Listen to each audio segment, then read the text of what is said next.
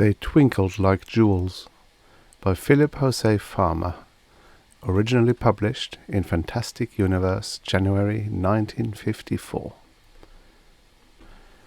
Narrated by Tom Trussel.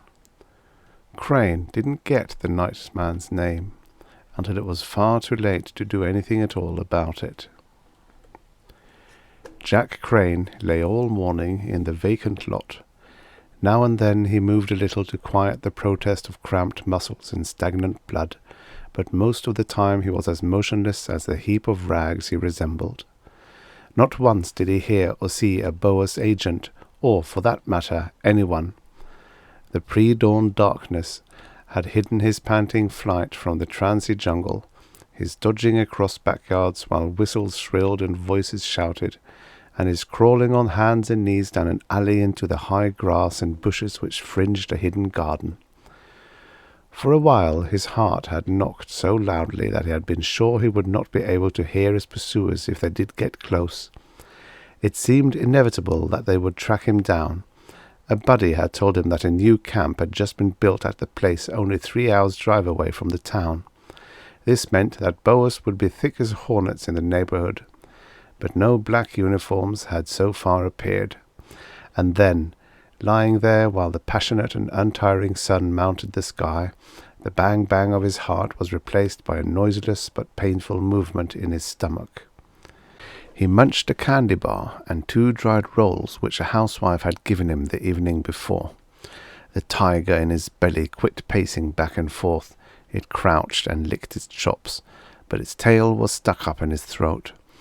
Jack could feel the dry fur swabbing his pharynx and mouth. He suffered, but he was used to that. Night would come as surely as anything did. He'd get a drink then to quench his thirst. Boredom began to sit on his eyelids. Just as he was about to accept some much-needed sleep, he moved a leaf with an accidental jerk of his hand and uncovered a caterpillar.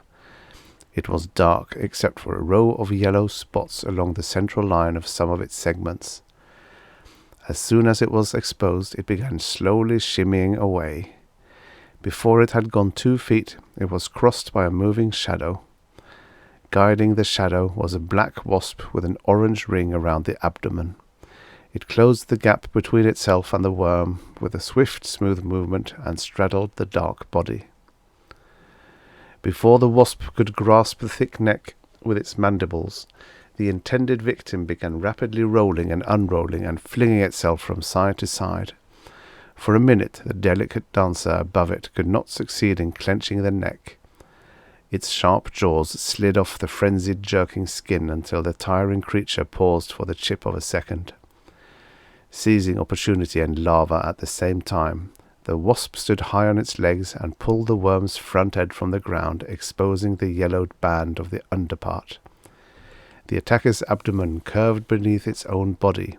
The stinger jabbed between 2 segments of the prey's jointed length. Instantly the writhing stilled. A shudder, and the caterpillar became as inert as if it were dead. Jack had watched with an eye not completely clinical, feeling the sympathy of the hunted and the hounded for a fellow. His own struggles of the past few months had been as desperate, though not as hopeless, and... He stopped thinking. His heart again took up the rib thudding. Out of the corner of his left eye he had seen a shadow that fell across the garden. When he slowly turned his head to follow the stain upon the sun-splashed soil, he saw that it clung to a pair of shining black boots. Jack did not say anything. What was the use? He put his hands against the weeds and pushed his body up. He looked into the silent mouth of a .38 automatic. It told him his running days were over. You didn't talk back to a mouth like that. Jack was lucky. As one of the last to be herded into the truck, which had been once used for hauling cattle, he had more room to breathe than most of the others. He faced the rear bars. The vehicle was heading into the sun. Its rays was not as hard on him as on some of those who were so jammed-packed they could not turn to get the hot yellow splotch out of their eyes. He looked through lowered lids at the youths on either side of him. For the last 3 days in the transy jungle, the one standing on his left had given signs of what was coming upon him, what had come upon so many of the transies: the muttering, the indifference to food, not hearing when you talked to him. And now the shock of being caught in the raid had speeded up what everybody had foreseen. He was hardened, like a concrete statue, into a half-crouch. His arms were held in front of him like a praying mantis's, and his hands clutched a bar. Not even the pressure of the crowd could break his posture.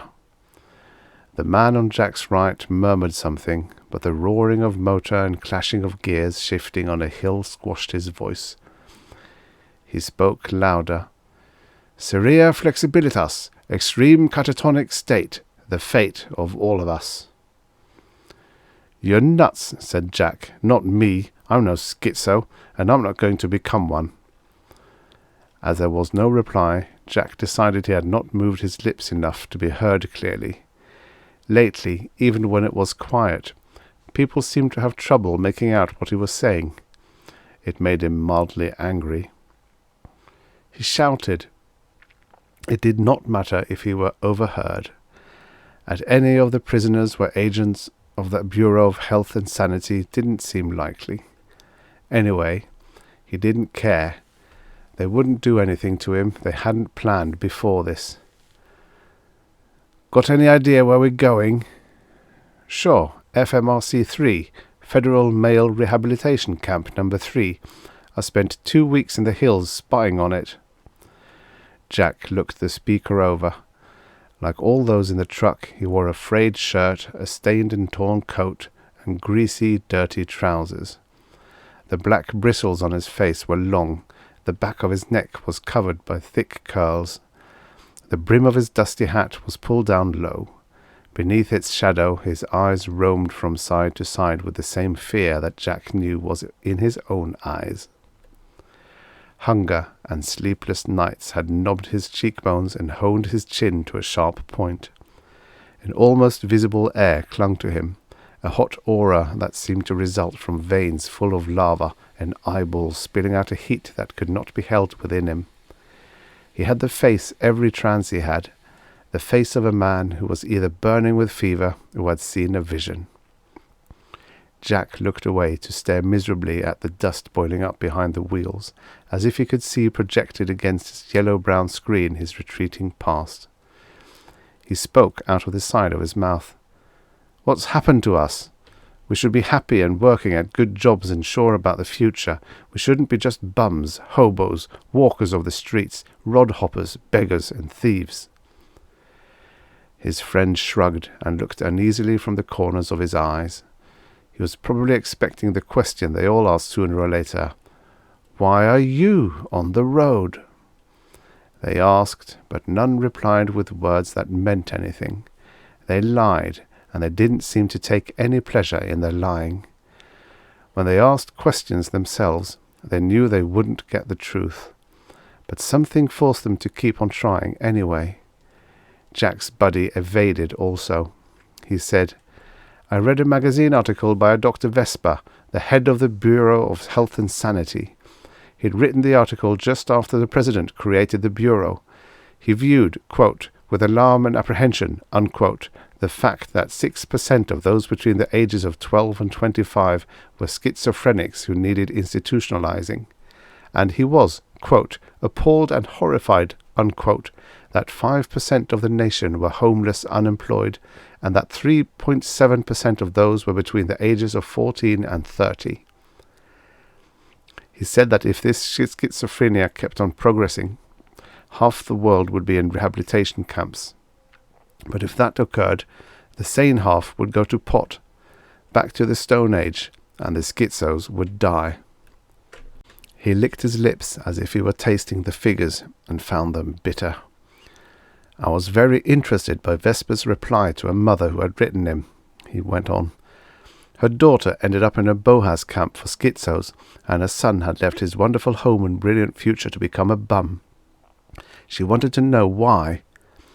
Vesper took 6 long paragraphs to give 6 explanations, all equally valid and all advanced by equally distinguished sociologists.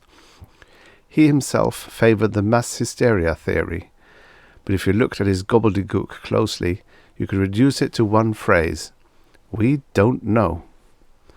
He did say this, though you won't like it, that the schizos and the transies were just two sides of the same coin. Both were infected with the same disease, whatever it was, and the transies usually ended up as schizos anyway. It just took them longer. Gears shifted. The floor slanted. Jack was shoved hard against the rear boards by the weight of the other men.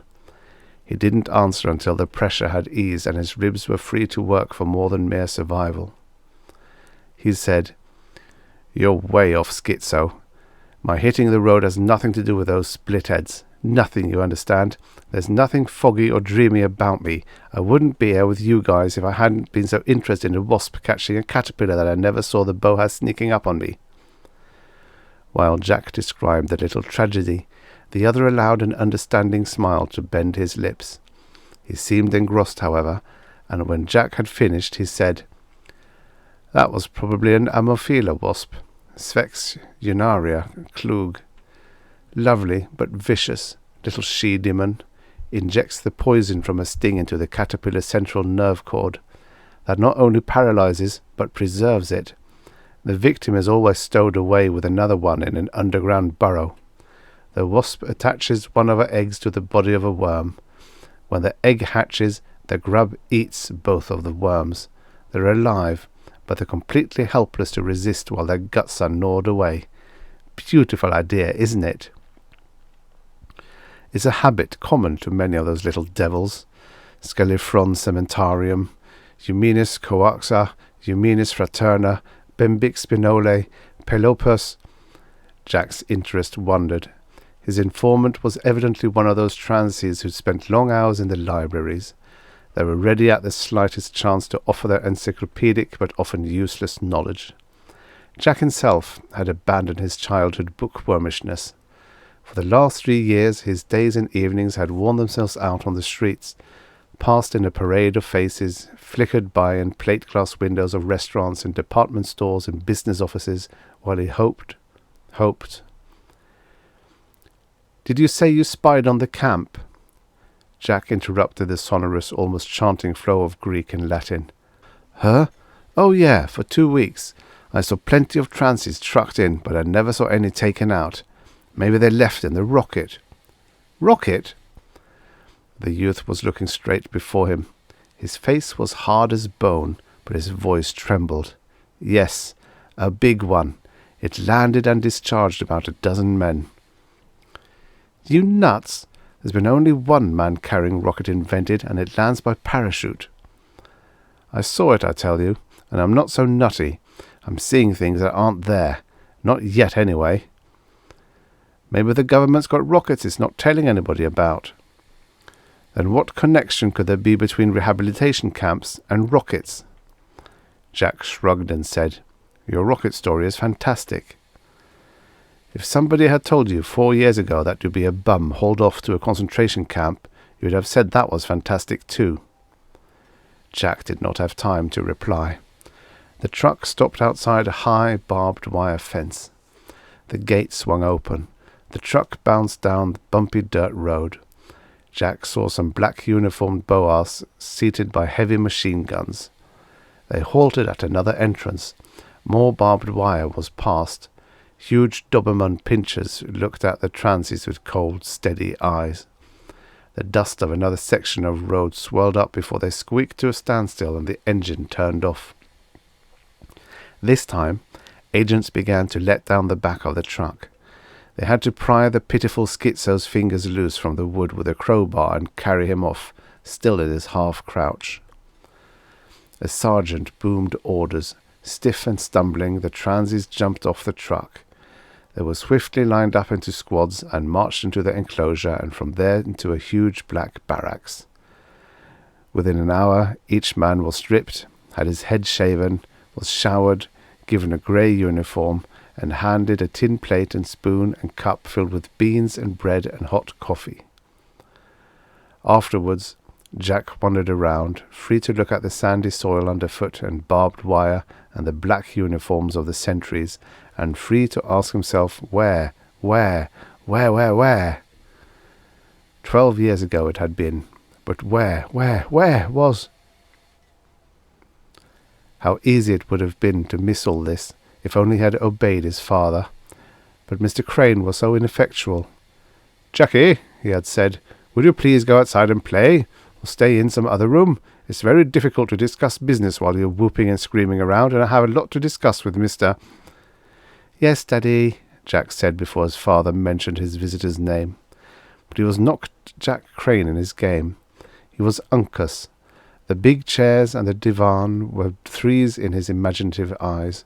The huge easy-chair in which Daddy's caller, Jack thought of him only as Mr., sat was a fallen log.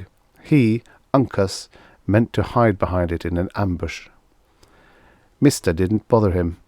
He had smiled and said in a shrill voice that he thought Jack was a very nice boy.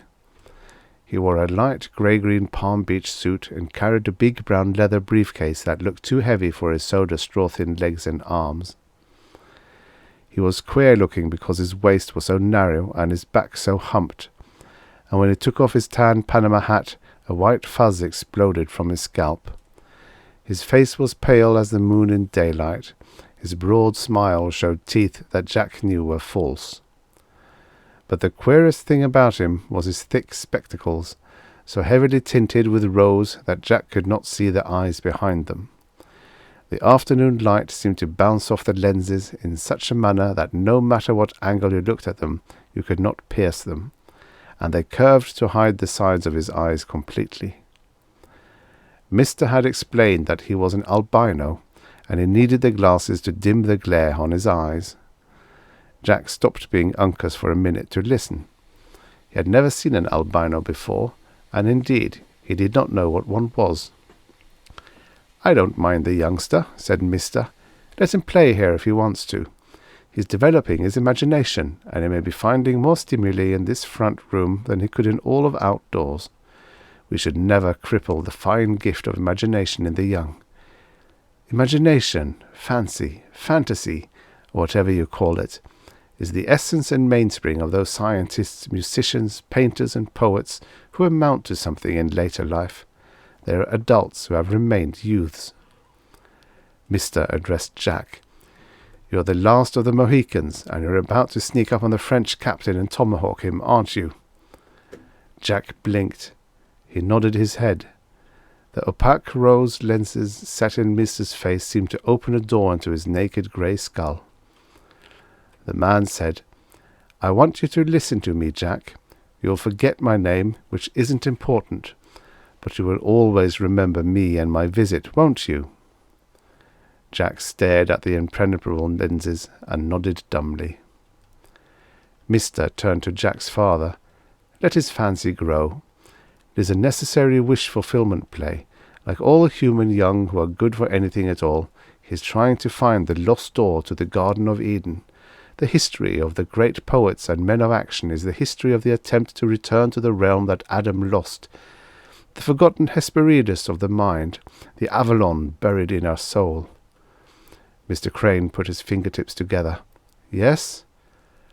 Personally, I think that some day man will realize just what he is searching for and will invent a machine that will enable the child to project, just as a film throws an image on the screen, the visions in his psyche." "I see you're interested," he continued. "You would be, naturally, since you're a professor of philosophy. Now let's call the toy a spectroscope, because through it the subject sees the spectres that haunts his unconscious." "Ha ha! But how does it work? If you'll keep it to yourself, Mr. Crane, I'll tell you something. My native country's scientists have developed a rather simple device, though they haven't published anything about it in the scientific journals. Let me give you a brief explanation. Light strikes the retina of the eye. The rods and cones pass on impulses to the bipolar cells, which send them on to the optic nerve, which goes to the brain." "Elementary and full of gaps," said Jack's father. "Pardon me," said Mr. "A bare outline should be enough. You'll be able to fill in the details. Very well. This spectroscope breaks up the light going into the eye in such a manner that the rods and cones received only a certain wavelength. I can't tell you what it is, except that it's in the visual red. The scope also concentrates like a burning glass and magnifies the power of the light. Result? A hitherto undiscovered chemical in the visual purple of the rods is activated and stimulates the optic nerve in a way we had not guessed possible. An electrochemical stimulus then irritates the subconscious until it fully wakes up. Let me put it this way. The subconscious is not a matter of location, but of organization. There are billions of possible connections between the neurons of the cortex. Look at those potentialities as so many cards in the same pack. Shuffle the cards one way, and you have the common workaday cogito ergo sum mind. Reshuffle them, and bingo, you have the combination of neurons or cards of the unconscious. The spectroscope does the redealing. When the subject gazes through it, he sees for the first time the full impact and result of his underground mind's workings in other perspectives than dreams or symbolical behavior. The subjective Garden of Eden is resurrected. It is my contention that this spectroscope will someday be available to all children. And when that happens, Mr. Crane, you will understand that the world will profit from a man's secret wishes. Earth will be a far better place. Paradise, sunken deep in every man, can be dredged out and set up again. I don't know, said Jack's father, stroking his chin thoughtfully with a finger. Children like my son are too introverted as it is. Give them this psychological toy you suggest, and you would watch them grow, not into the outside world, but into themselves. They would fester. Man has been expelled from the garden. His history has a long, painful climb towards something different. It is something that is probably better than the soft and flabby golden age. If man were to return, he would regress, become worse than static, become infantile or even embryonic. He would be smothered in the folds of his own dreams. Perhaps, said the salesman, but I think you have a very unusual child here. He will go much farther than you may think. Why?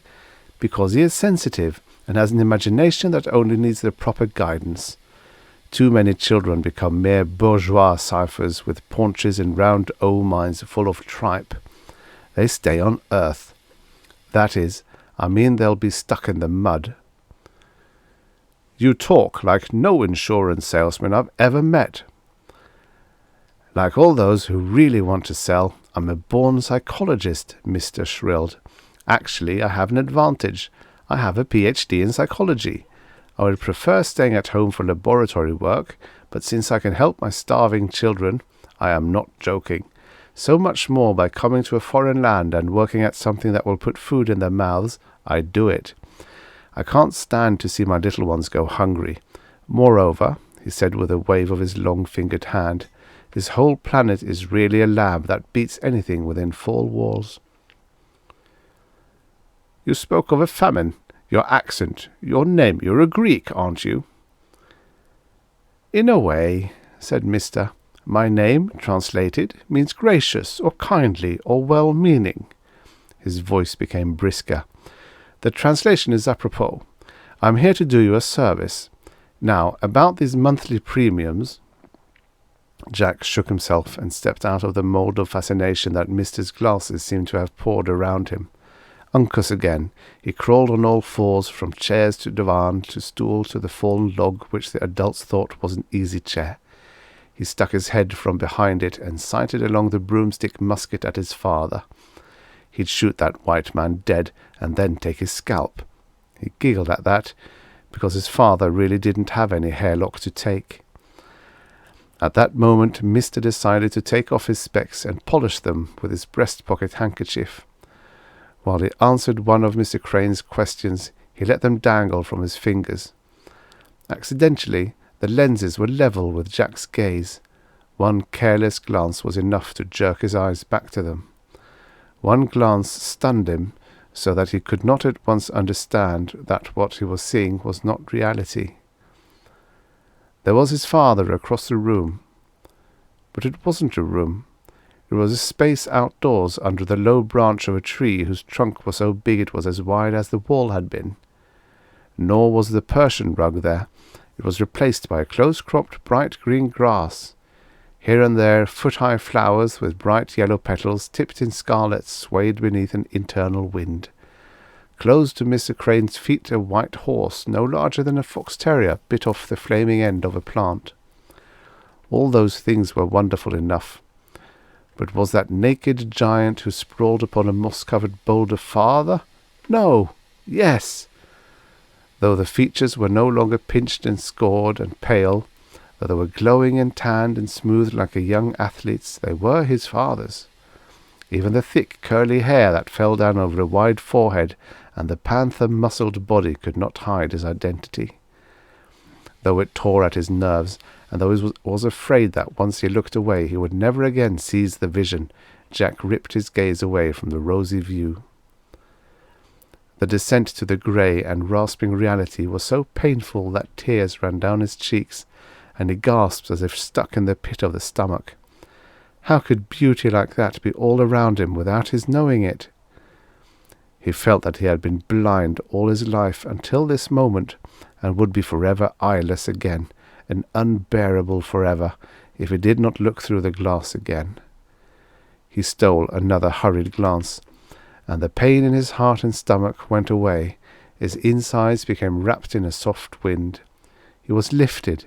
He was floating. A pale red, velvety air caressed him and buoyed him. He saw his mother run from around the tree. That should have seemed peculiar, because he had thought she was dead.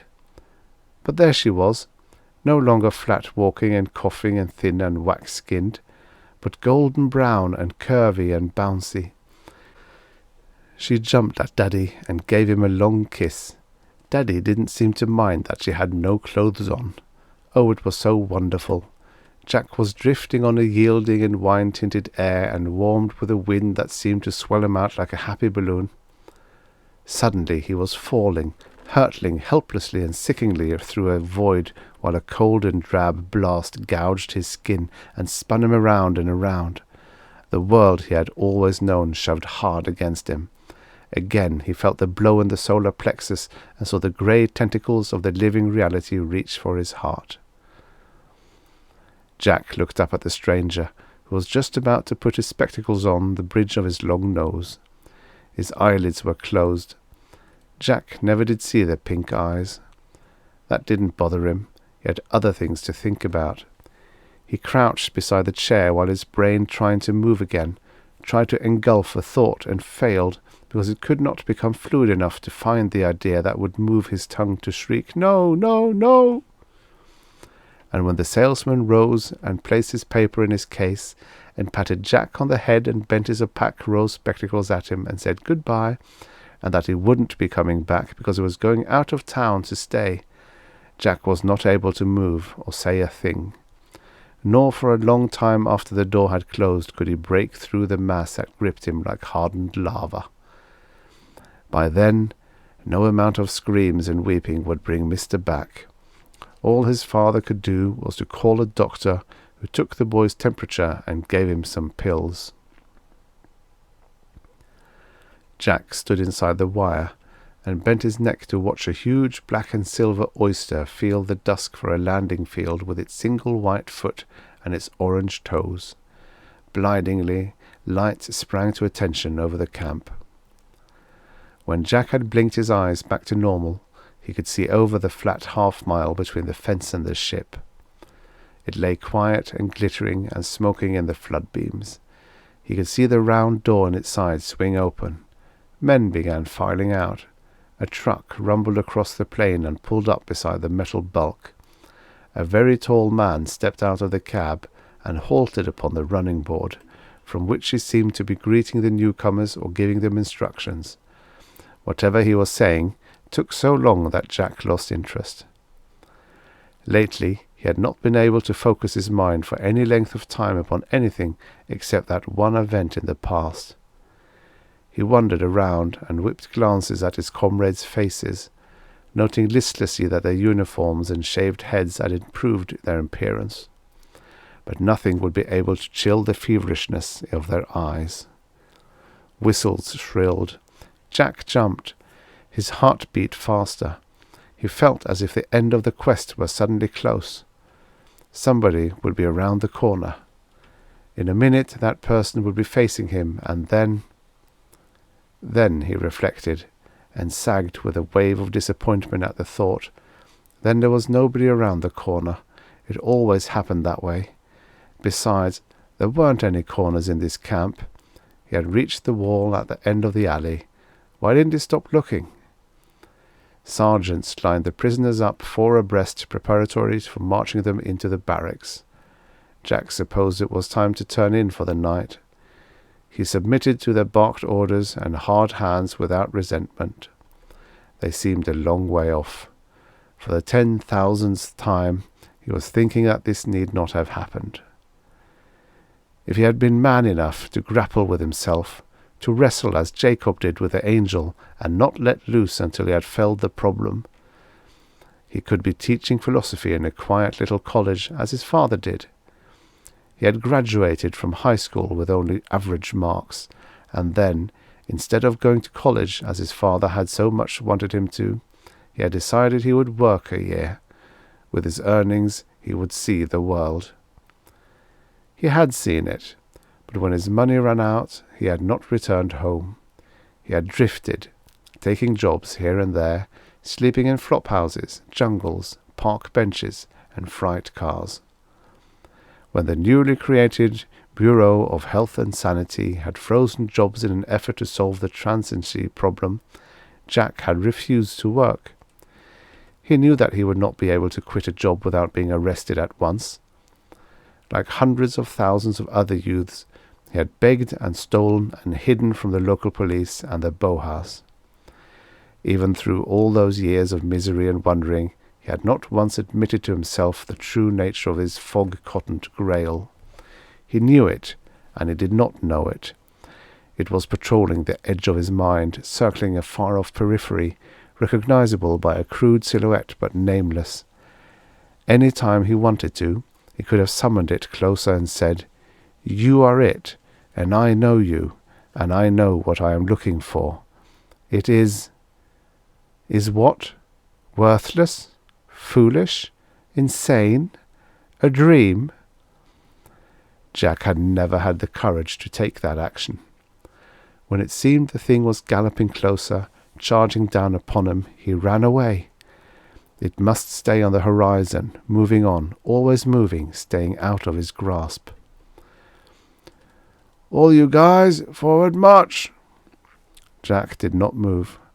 The truck from the rocket had come through a gate and stopped by the transies, and about 50 men were getting off the back.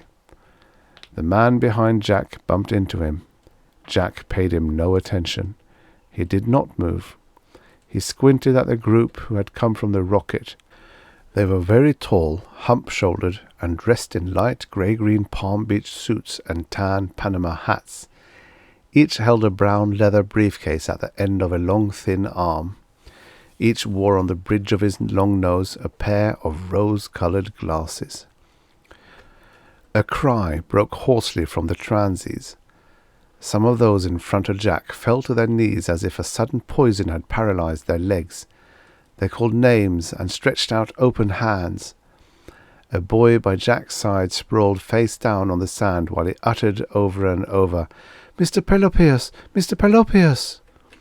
The name meant nothing to Jack. He did feel repulsed at seeing the fellow turn on his side, bend his neck forward, bring his clenched fist up against his chest, and jackknife his legs against his arm. He had seen it many times before in the transient jungles, but he had never gotten over the sickness it had first caused him. He turned away and came almost nose to nose with one of the men from the rocket.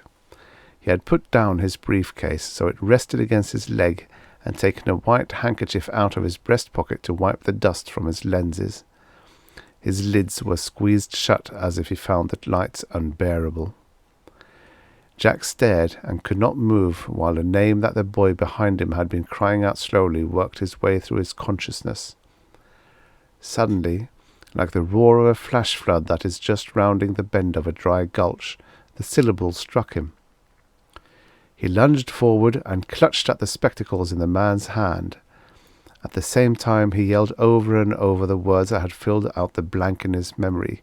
"Mr. Eumenes! Mr. Eumenes!" The sergeant cursed and slammed his fist into Jack's face. Jack fell down, flat on his back. Though his jaw felt as if it were torn loose from its hinge, he rolled over on his side, raised himself on his hands and knees, and began to get up to his feet. "Stand still!" bellowed the sergeant. "Stay in formation, or you'll get more of the same." Jack shook his head until it cleared. He crouched and held out his hands toward the man, but he did not move his feet. Over and over, half chanting, half crooning, he said, "Mr. Eumenes, the glasses! Please, Mr. Eumenes, the glasses!" The 49, Mr. Eumenes and otherwise, looked incuriously with impenetrable rosy eyes. The 50th put the white handkerchief back in his pocket. His mouth opened. False teeth gleamed. With his free hand he took off his hat and waved it at the crowd and bowed. His tilted head showed a white fuzz-like hair that shot up over his pale scalp. His gestures were both comic and terrifying. The hat and the inclination of his body said far more than words could.